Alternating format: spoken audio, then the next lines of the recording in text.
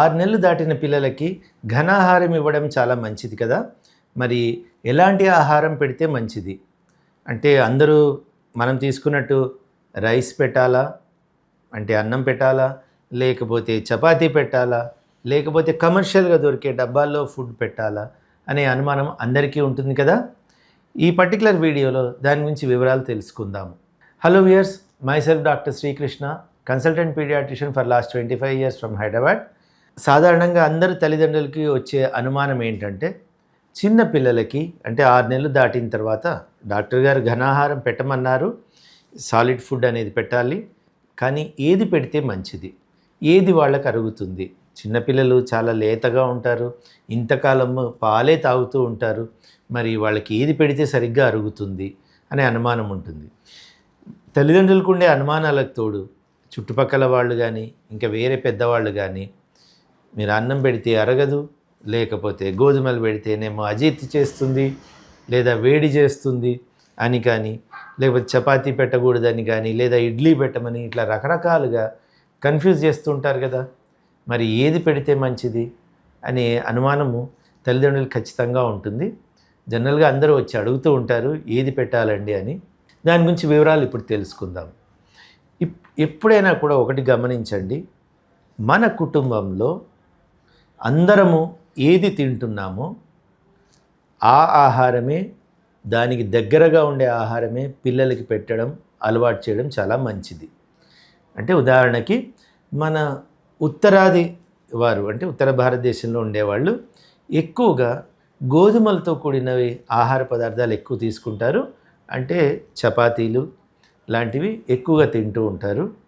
మరి ఉత్తరాదిలో పిల్లలకి గోధుమలతో చేసినవి అంటే గోధుమ రవ్వతో చేసినవి పెట్టడం మంచిది.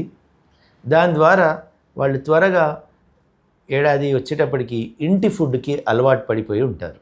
అంటే ఇంట్లో అందరూ తినేదానికి అలవాటు పడి ఉంటారు. అలా కాకుండా మన దక్షిణ భారతదేశంలో చాలామంది కూడాను ప్రధానమైన ఆహారము రైస్ అంటే అన్నం. సో అన్నం ఎక్కువగా తినే వాళ్ళకి, అలాంటి వాళ్ళ ఫ్యామిలీలో పిల్లలకి అన్నం అలవాటు చేయడమే మంచిది. దానివల్ల త్వరగా ఇంటి ఫుడ్ అనేది ఇంట్లో వాళ్ళు తినే ఆహారానికి వాళ్ళు అలవాటు పడతారు. అంతేకాని కేవలం అన్నమే మంచిది లేదా గోధుమలు మంచిది అని, లేకపోతే కమర్షియల్గా దొరికే డబ్బాల్లో దొరికే తిండ్లు మంచివి అని మనం ఎన్ని ఆలోచించాల్సిన అవసరం లేదు. ఇంట్లో వాళ్ళు ఏది ఎక్కువగా తింటారో దానికి సంబంధించిన ఆహారం పిల్లలకి పెట్టడమే కరెక్ట్ పద్ధతి. దాని ద్వారా మనకి చాలా తొందరగా పిల్లలకి ఇంటి ఆహారము, ఇంట్లో అందరూ తినే ఆహారము అలవాటు చేయడం అనేది ఈజీగా ఉంటుంది. కాబట్టి ఇదే పెట్టాలి, ఇలాగే పెట్టాలి అని హార్డ్ అండ్ ఫాస్ట్ రూల్స్ అంటే గట్టి నియమాలంటూ ఏం లేవు. మీరు అంటే తల్లిదండ్రులు ఒకవేళ ఎక్కువగా రైస్ తినేవాళ్ళు అయినట్టయితే, అంటే అన్నం ముఖ్యమైన ఆహారం అయినట్టయితే, మీకు మీ పిల్లలకి బియ్యపు రవ్వతో చేసిన ఉగ్గు పెట్టడమే కరెక్ట్ పద్ధతి. అలా కాక మీరు ఎక్కువగా గోధుమలతో చేసినవి చపాతీలు లాంటివి తినే అలవాటు ఉన్న వాళ్ళైతే గోధుమ రవ్వతో చేసిన ఉగ్గు తయారు చేయడమే చాలా మంచిది. కాబట్టి ఇలాంటి విషయాల్లో మనం వేరే అనుమానాలు ఏమీ అవసరం లేదు. పిల్లలకి ఏది ఎక్కువ అరుగుతుంది, ఏది తక్కువ అరుగుతుందనే అనుమానాలు కూడా అవసరం లేదు.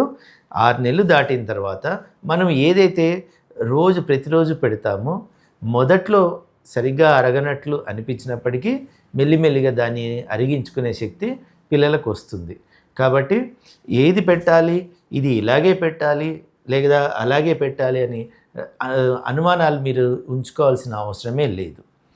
ఇకపోతే ఇంకొకటి ఉంటుంది, మనం కమర్షియల్గా కూడాను ఎన్నో డబ్బాల్లో రకరకాల రెడీమేడ్ ఆహార పదార్థాలు దొరుకుతూ ఉంటాయి.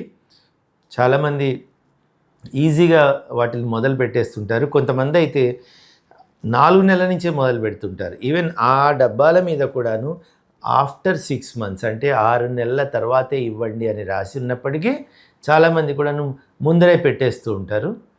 పైగా అందులో కూడా రకరకాలు ఉన్నాయండి, ఏది మంచిదని అడుగుతుంటారు. గోధుమ మంచిదా, గోధుమలతో చేసిన కమర్షియల్ ఫుడ్ మంచిదా, లేదా రైస్తో చేసింది మంచిదా, పప్పులతో చేసింది మంచిదా అని అడుగుతూ ఉంటారు.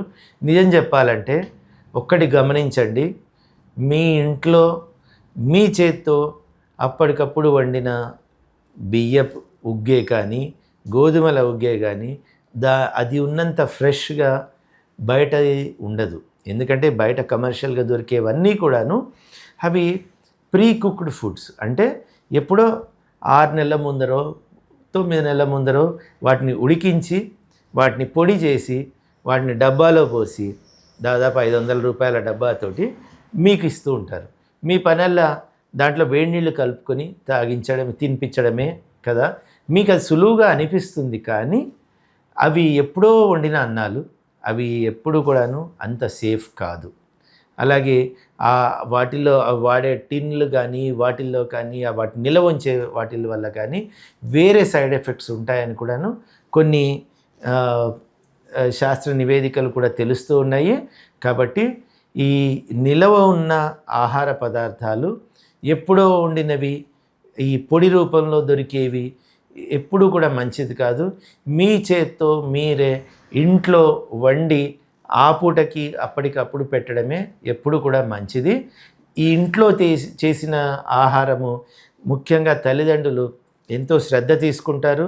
వాటిని అన్నిట్లోకి మంచి క్వాలిటీ బియ్యం కానీ, మంచి క్వాలిటీ పప్పులు కానీ తీసుకుంటారు. జాగ్రత్తగా పురుగులు లేకుండా ఏరుతారు. అలాగే వాటిని సరిగ్గా మిక్స్ చేసి ప్రాపర్గా పెడతారు. అప్పటికప్పుడు వేడిగా చేసి పెడుతుంటారు. అట్లా తాజాగా ఉండేది, తర్వాత అన్నిట్లోకి మంచి క్వాలిటీ పెట్టడం అనేది సహజంగా తల్లిదండ్రులకు ఉంటుంది. దాని ముందర ఎక్కడో ఎవరో చేసిన ఆహారము, అది కూడా ఎప్పుడో 6 నెలల ముందర వండిన ఆహారము ఎప్పుడు కూడా దిగదుడిపే. మరి అవి అసలు వాడద్దా అండి అంటే, మీకు ఒక కన్వీనియన్స్ వాటిల్లో ఉండేది ఏంటంటే, మీరు ఎప్పుడైనా బయట ట్రావెల్కి వెళ్ళినప్పుడు, ఏదైనా జర్నీలో 3-4 రోజులు వెళ్ళాల్సి వచ్చినప్పుడు మీ పిల్లలకి రెడీమేడ్ ఫుడ్ అనేది దొరకదు. కాబట్టి ఆ సమయంలో మీరు ఈ పౌడర్ డబ్బాలు అవి తీసుకెళ్తే కొంచెం వేడి నీళ్ళు కలుపుకొని అప్పటికప్పుడు పెట్టవచ్చు. అది ఏడాదిలోపు పిల్లలకి మాత్రమే, 6 నెలల నుంచి ఏడాదిలోపు పిల్లలకి మాత్రమే.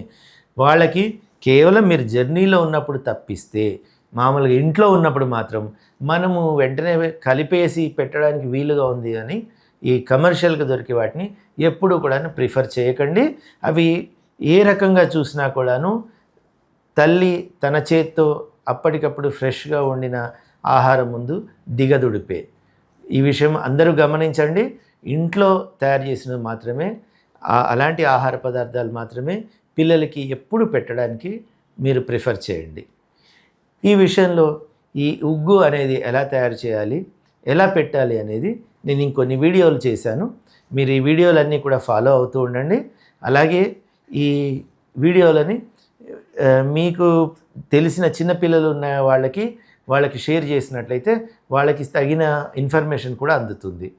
అలాగే మీకు ఏమైనా అనుమానాలు ఉన్నట్టయితే కింద కామెంట్ రూపంలో పెట్టండి. మీ అనుమానాలు నివృత్తి చేయడానికి ప్రయత్నం చేస్తాను.